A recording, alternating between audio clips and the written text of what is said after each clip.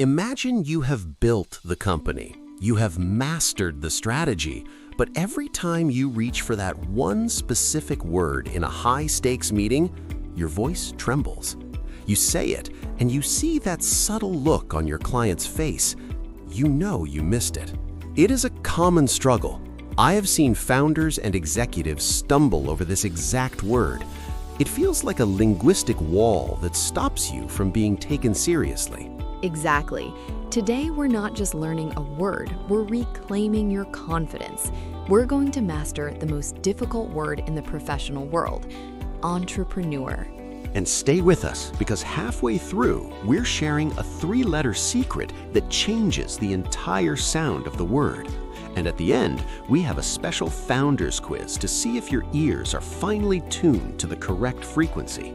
Plus, for our community, I have prepared a special resource called the CEO's Phonetic Blueprint. It's a standalone guide you can keep on your phone for a quick refresh before your next big presentation. I'll tell you exactly how to get your copy in just a few minutes. Before we break down the sounds, I want to thank everyone joining the classroom today. We've noticed many of you are watching our lessons but haven't officially joined the community yet.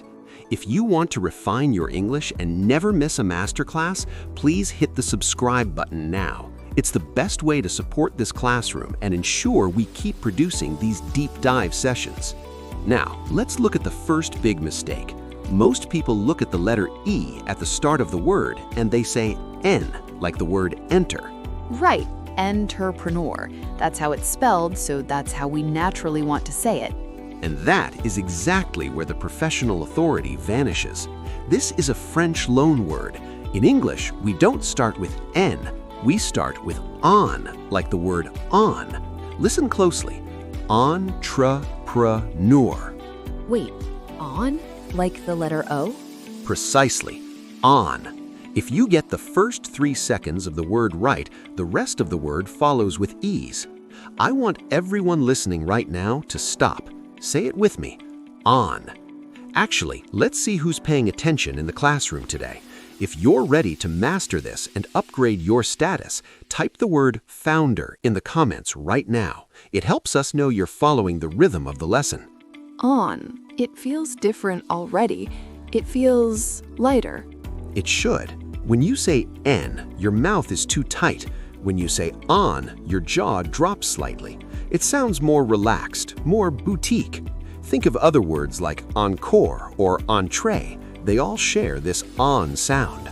So, if I'm in a meeting and I say, as an entrepreneur, I already sound like I know the history of the word. You sound like a leader, but on is only the beginning. The middle of the word is where most people get exhausted. They try to pronounce every single letter. Exactly. Most learners try to pronounce every single letter in the middle of the word. They say entrepreneur. They're working so hard, but in the mouth of a native speaker, those middle syllables almost vanish.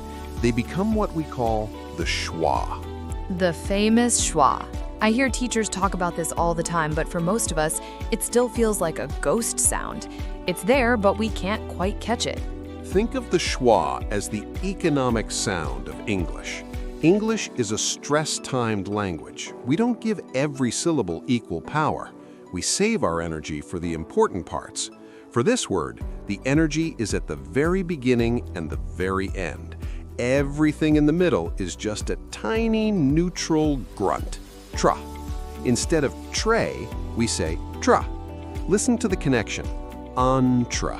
Entra. It sounds so much more fluid. It feels like the word is moving forward instead of getting stuck in my throat. I used to spend so much time trying to make that TRE sound perfect, and I always ended up sounding like a robot. And that is the scientific secret. A leader should never look like they're struggling with their words. Elegance comes from efficiency. If you over-enunciate, you sound like a student. If you use the schwa, you sound like a founder. It is a mindset shift, isn't it? But where did this word even come from? It feels so different from other business words like manager or director or consultant. That's because of its history, and here's a boutique secret most people don't know. In the 1700s, An economist named Richard Cantillon first used this word to describe a risk bearer. Back then, it did not mean a tech founder with an app. It meant someone brave enough to buy at a fixed price and sell at an uncertain one. He was talking about farmers and merchants. So when we use this word today in a boardroom, we're actually using a word that represents courage? We're acknowledging that we're taking a risk? Precisely. It's a word of risk and reward. That's why pronouncing it correctly matters so much. You're signaling that you understand the weight and the history of your role. You're not just a businessman. You're someone who undertakes a mission. That actually makes me feel more confident about saying it. It's not just a hard word, it's a powerful word. But what about the PRE part? This is where I always get confused. I see PRE and I want to say pre, like in prepare or president. And that's the second trap. If you say pre, you're making the word too busy again. In our model of English, that middle E is also a schwa. It becomes pra, just like the previous sound. Listen to the rhythm. On-tra-pra. On-tra-pra. It's like a drum beat. On-tra-pra. It is. And this leads us to the three-letter secret I promised earlier. If you can master the TRE and the PRE as two tiny, relaxed sounds, you've already conquered 90% of the word. They're twin sounds, tra and pra. I think I need to practice that. It's like my tongue needs to learn to be lazy on purpose. Exactly. English is a lazy language for the syllables that are not stressed. By the way, for everyone following along, this is exactly the kind of nuance we cover in the CEO's Phonetic Blueprint. I mentioned it earlier, but it's important to understand that this is a standalone guide. It's not just a copy of this lesson, it's a toolkit for 10 of the most difficult words in the professional world. If you want to stop guessing and start commanding the room, type PDF in the comments right now. My team and I will make sure you get the link to the official download page. It's a great resource. I actually used the section on hierarchy and niche before my last meeting. It gave me that extra 5% of confidence I needed. Confidence is everything. Now, Sarah, let's compare entrepreneur to another common word, enterprise. Notice how in enterprise we actually hear that enter sound more clearly. Yes, enterprise. Why is that? They look so similar. It's because of the stress. In enterprise, the stress is on the first syllable and the word is shorter. But in entrepreneur, the word is longer and the French influence pulls the sounds into a different shape. This is why you cannot rely on your eyes. You have to rely on the boutique rules of sound. So enterprise is the noun for the company, but entrepreneur is the human being behind it. Exactly. The human being is the on switch. Now we're approaching the final hurdle, the part of the word that most people get wrong because they try to make it sound too English, the N-E-U-R at the end. I'm ready. That's the part that usually turns into a tongue twister for me. Is it ner or nor? Neither, actually. It is a sound that requires a bit more tension in the back of the mouth. In American English, we use a deep R-colored vowel. It rhymes with words like sir or her, but it is more elongated and purposeful. Listen closely. Ner. Not nur with a U, and not a flat, lazy ner. It is entrepreneur. Entrepreneur. I can actually feel the vibration in my throat when I land on that final syllable. It feels very finished, like the word has a strong foundation. That is exactly what it is. It is a landing. You have traveled through those two light, relaxed sounds in the middle, and now you are landing with strength. Entrepreneur. If you swallow that final sound, you lose the authority. If you make it too textbook, like entrepreneur, you lose the sophistication. It's all about that balance. It makes so much sense when you break it down as a rhythm rather than a list of letters. But I have a feeling that even after hearing this, some people might still be unsure if their ears are hearing the nuances correctly. Which is why we have the Founders Quiz. This is the ultimate test for your ears. I'm going to say the word 3 different ways. I want you to tell me which one is the version that commands the room and which ones are the common traps. And for everyone listening, I want you to close your eyes. Don't look at the spelling. Just listen to the music of the word. I'm ready. My ears are tuned in. Okay, version number 1. Entrepreneur. That's definitely the eyes first version. Too many E sounds. It sounds like someone is reading a dictionary for the first time. Correct. Now version number 2. Entrepreneur. That sounds like someone is trying too hard to be theatrical. It feels a bit out of place for a professional meeting. Exactly. That's a common trap for people who know the word has French roots and they try to overcompensate. Now, listen to version number 3.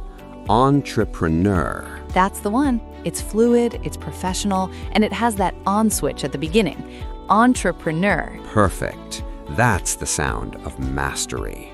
Now, for everyone who just passed that ear training test, I want you to take the next step in your journey. If you haven't already, type PDF in the comments right now. As I mentioned, I have created the CEO's Phonetic Blueprint.